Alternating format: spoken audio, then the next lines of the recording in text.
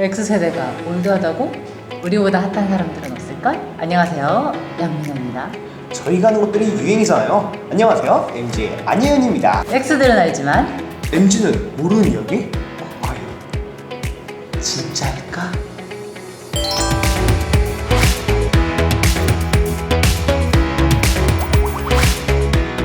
라떼 뉴스를 읽으면서 간단한 대화를 나누고 퀴즈를 풀며 정책의 변화를 알아가는 시간. 웰컴 투 라떼는 말이야. 고독한 미식가, 슬램덩크 등 한국에서도 인기 있는 콘텐츠를 제작하고 여행의 목적이라면 무비자로 떠날 수 있는 일본. 지금은 평범하게 누릴 수 있는 일본의 문화가 검열의 대상이 되고 수입에 제한이 걸리던 시절이 있었다고 합니다. 그럼 지금부터 알아볼까요? 올해 상반기에 일본 영화가 막 엄청 강세이긴 했잖아요. 맞아요. 그리고 그 슬램덩크나 그 스즈메 문단속도 한번 보고 왔습니다. 추억의 슬램덩크 즐거운 영화가 남았거든요. 너무 좋았습니다. 저 같은 경우에는 가족 여행으로 이제 일본 여행을 또 몇 번 다녔는데 특히나 온천 마을에서 피로를 막 풀고 온 게 기억이 나네요. 저도 진짜 대학생 되면요 혼자서 막 일본에 가고 싶다는 생각이 들긴 했거든요. 이렇게 일상적인 일도 예전에는 불가능했다고 하는 게 좀 놀라운 것 같아요. 사실 따지고 보면 일본 대중문화의 개방이 된 건 최근의 일인데요. 우리 기사를 읽으면서 좀 더 알아볼까요? 네, 좋습니다. 네. 일본 대중문화 개방 정책은 1998년부터 6년 동안 4차례에 걸쳐 이루어졌습니다.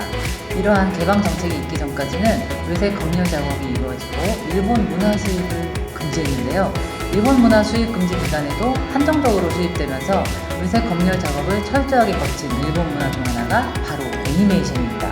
애니메이션의 노래를 한국어 버전으로 새로 만들어 넣거나 인명과 지명을 우리말로 바꾸는 등의 검열이 있는가 하면 직접적으로 우리 문화가 드러나는 에피소드는 삭제되기도 했습니다.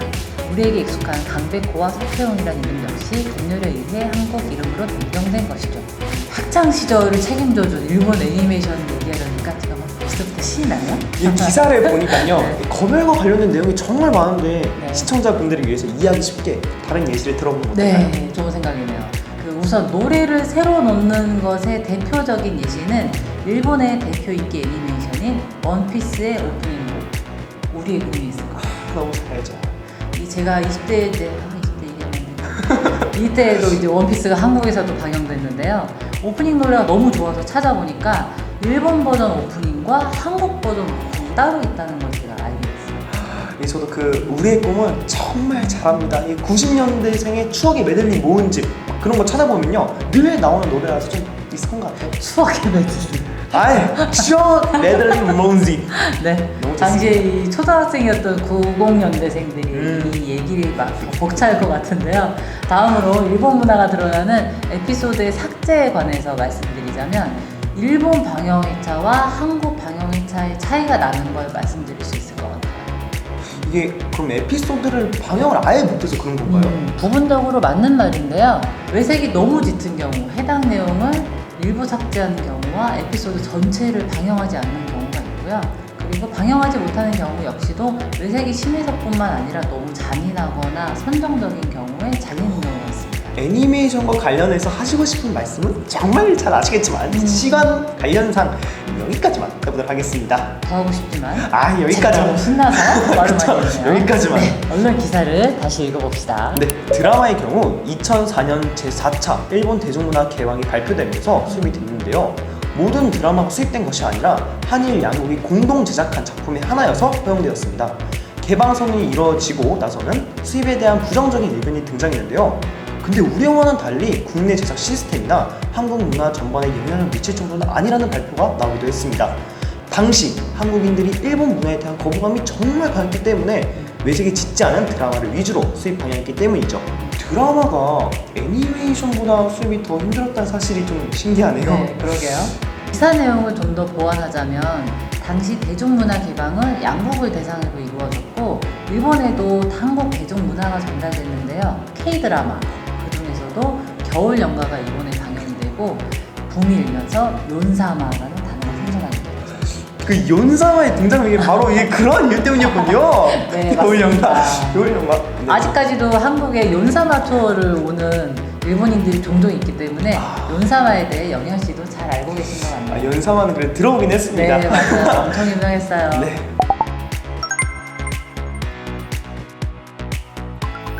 이게 오랜만에 이제 제가 정답을 맞출 수 있는 문제가 나왔습니다. 영현 씨, 이 문제 정답 아세요? 네, 너무 잘 알죠. 이게 사실은요, 촬영 전에 PD님과 이야기를 잠깐 나눴어요. 제가 이제 퀴즈를 맞추는, 정답을 맞추는 멋진 모습을 이제 담고 싶다고 하셔가지고 슬쩍 이야기했거든요. 반칙인데. 아니죠. 그래서 제가 살짝 이제 검색을 하고 왔습니다. 아하, 저는 정답을 모르니까 그럼 오늘은 영현 씨가 정답을 그쵸. 외쳐주세요. 그쵸. 네, 정답은 바로 90일입니다. 네, 관광뿐만 아니라 어학연수, 영리 목적의 단기 출장까지 포함해서 최대 90일까지 무비자 체류가 가능하다고 하는데요. 일본 여행과 비자에 대한 정보를 다음 화면에서 보고 오시겠습니다. 네.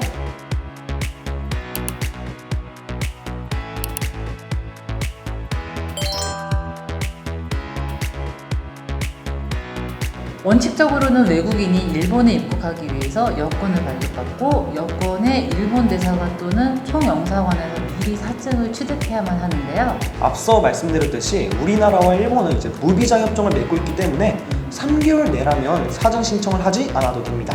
더불어 코로나19로 인해 감염증 전파 예방 차원에서 백신 접종 증명서 또는 출국 전 PCR 검사 음성 증명서를 냈어야 했는데요. 이 역시도 올해 4월 29일부터는 제시하지 않아도 되게 바뀌었습니다.